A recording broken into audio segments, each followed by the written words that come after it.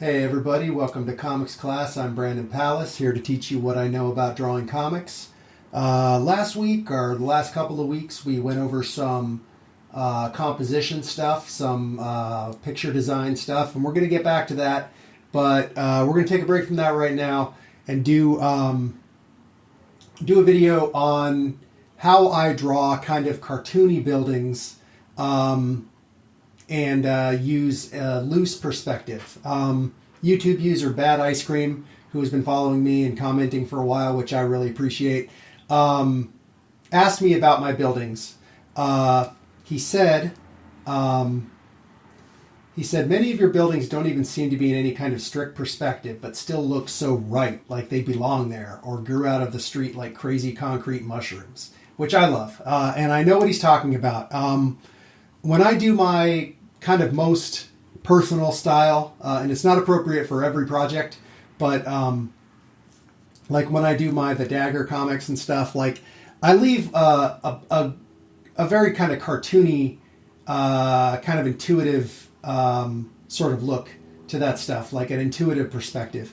So I'll go ahead and show you what we're talking about here. These are some pages from my comic, The Dagger versus Necrobat, which you can read at brandonpallas.com, by the way. Just click on the comics section.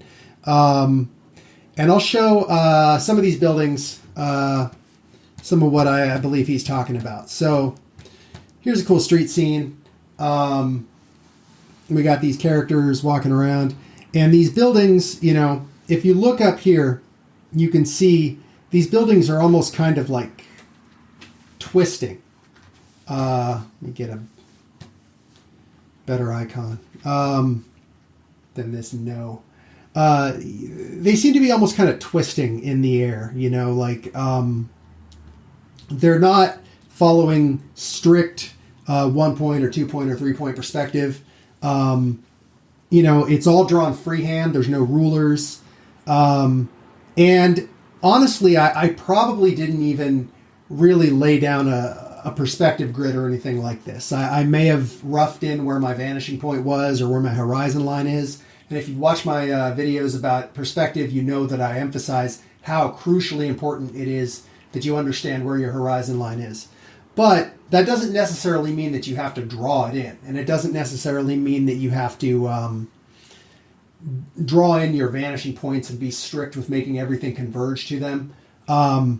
It's probably a good idea, especially if you're more of a beginner or even intermediate. But I've done this stuff for many, many years, and I've really kind of internalized it.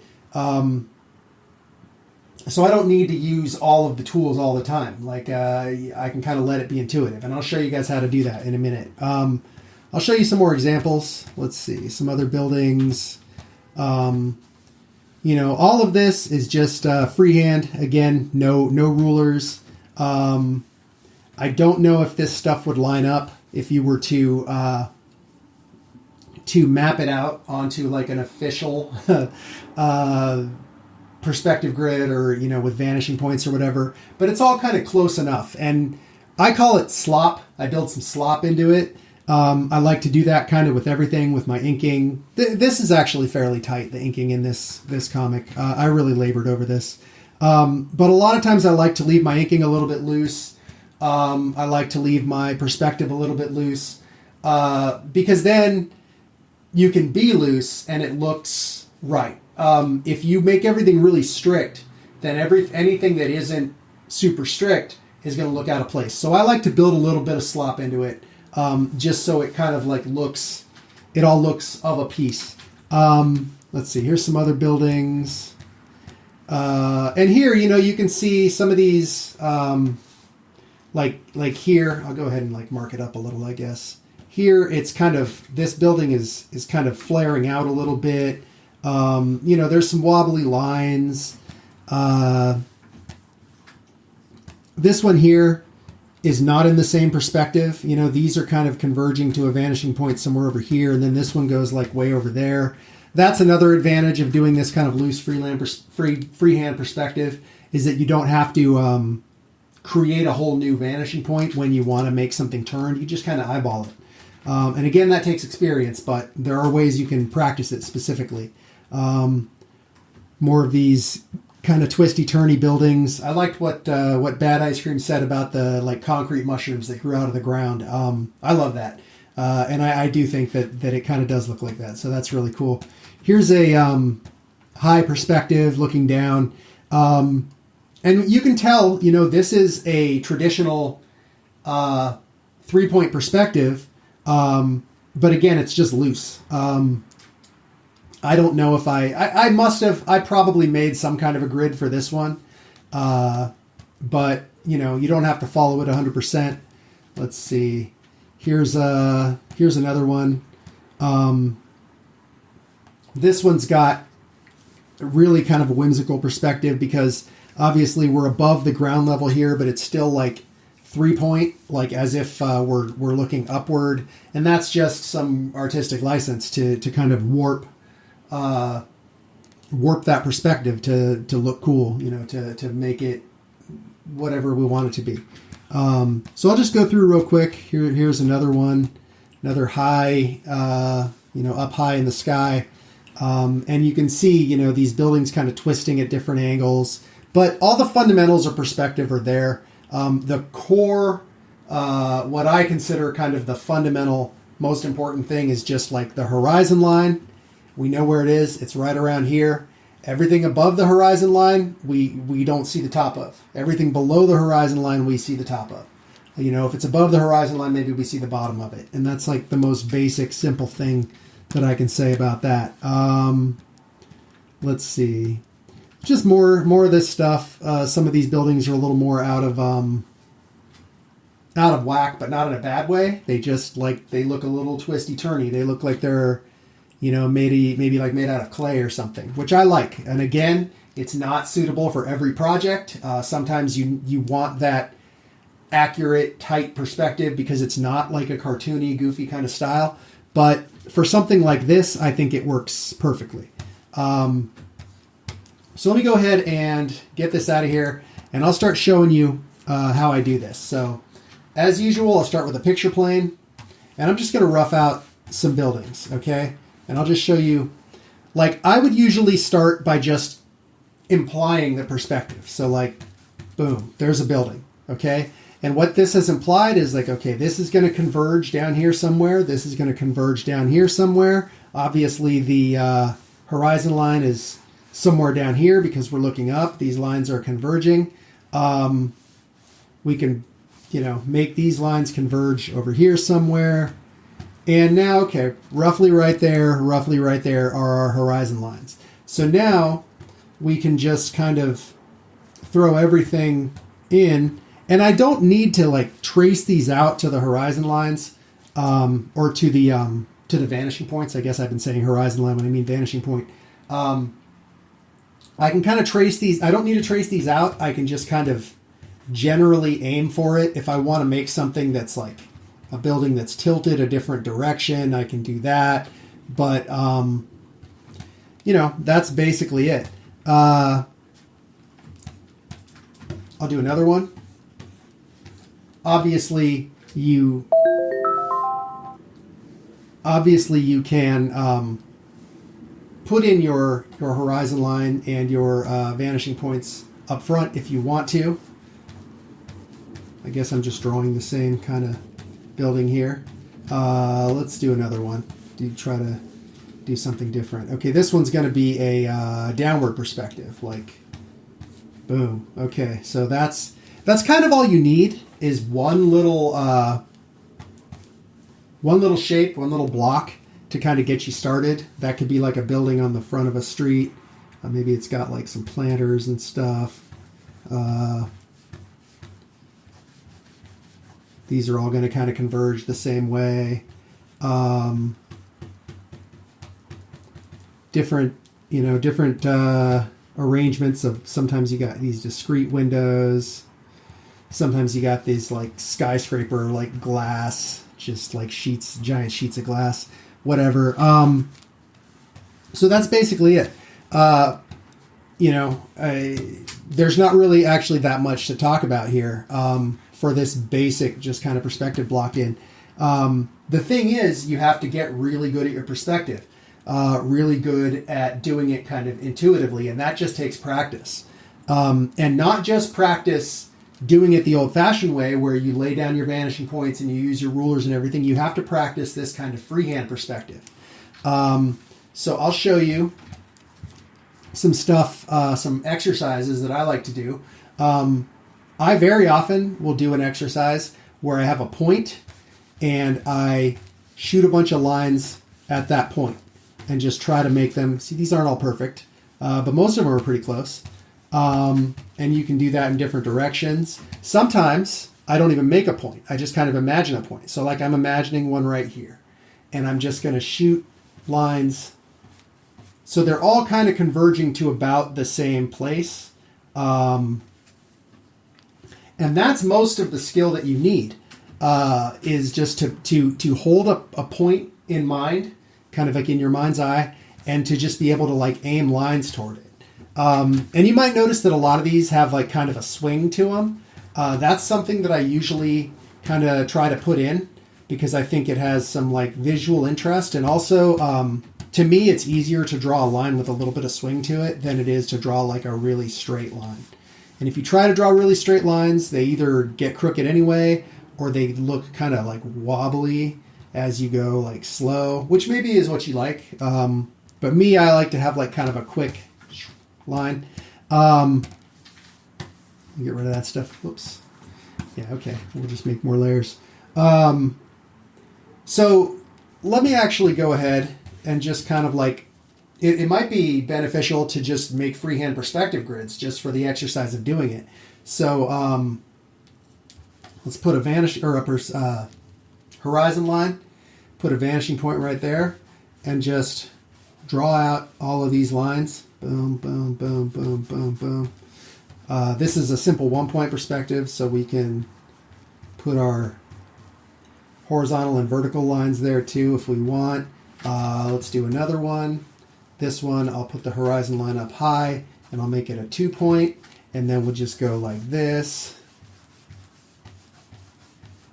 And here, you know, as you're doing this, you're training the ability of your hand and your mind to kind of track these vanishing points, to understand this perspective, and to put these lines down.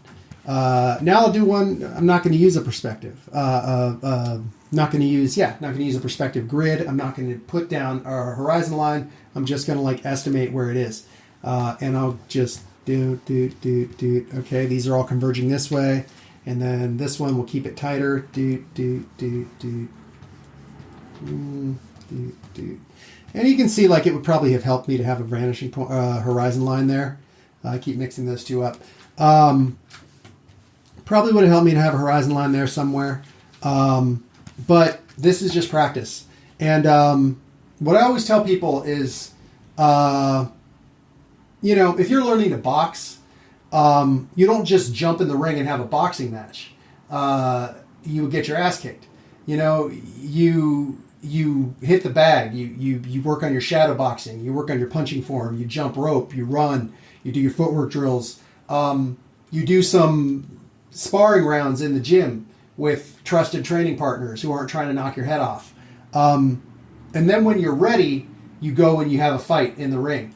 And that's kind of like with drawing. If you're trying to make a full, beautiful picture every time, then you're only getting, say it takes you 20 hours to make one like beautiful picture. So in those 20 hours, you really only had one repetition of laying out a perspective grid or whatever. Only one repetition of coming up with a composition.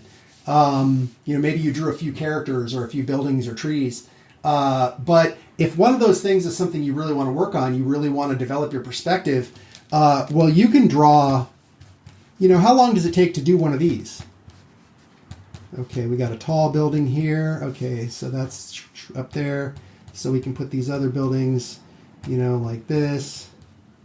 You know, and now we got one rep of practicing our perspective in like 10 seconds.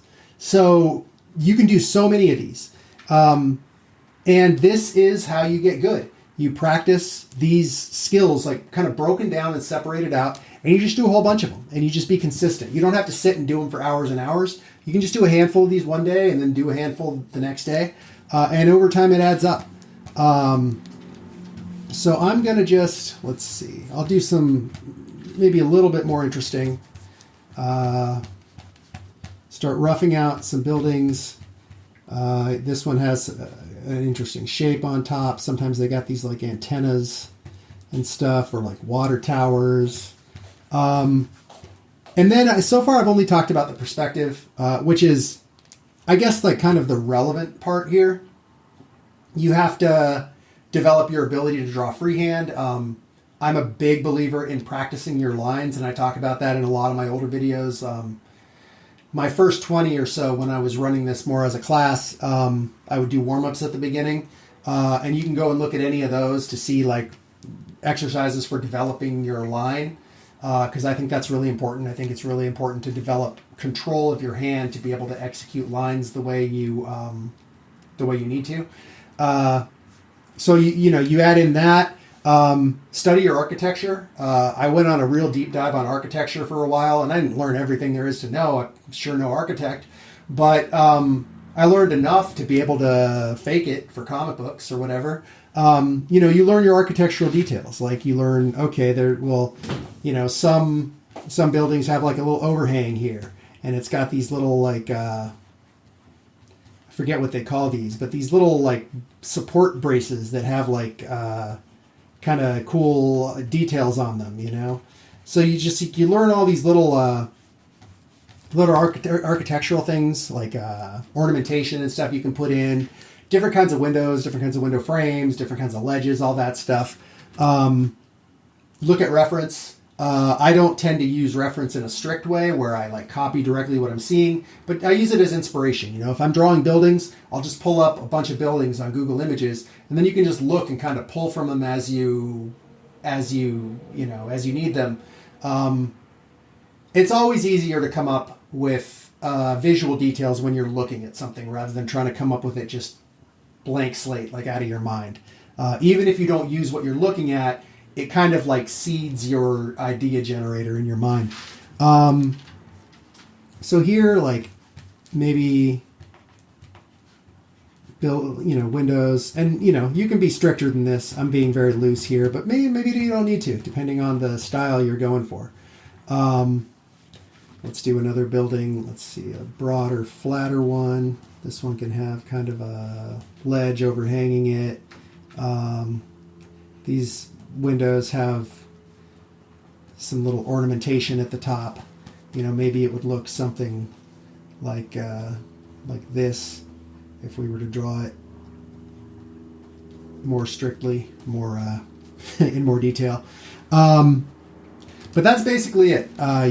Learn this loose perspective stuff. It takes time, it takes practice, but you got to learn your perspective.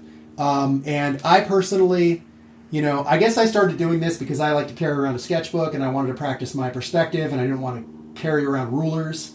So I just did it freehand, and I just did these small little thumbnails that were, like an inch or two. And I learned how to do my perspective like that. And that can be, very, very valuable. A very valuable skill. I was explaining how I do this to a friend of mine one time, and she said that seems like a really unfair superpower. And I guess to a lot of artists it kind of is, but you can develop it. You just need to do it. You just need to put in the time learning it. So if these kinds of cool woobly buildings appeal to you, that's how I do it. So all right, guys, thank you for watching. We'll be back next time with probably more composition, or who knows what. I'm trying not to get too precious about how I'm doing this and just knock out videos. So thank you guys for watching. Please like and subscribe, tell your friends, and I'll see you next time.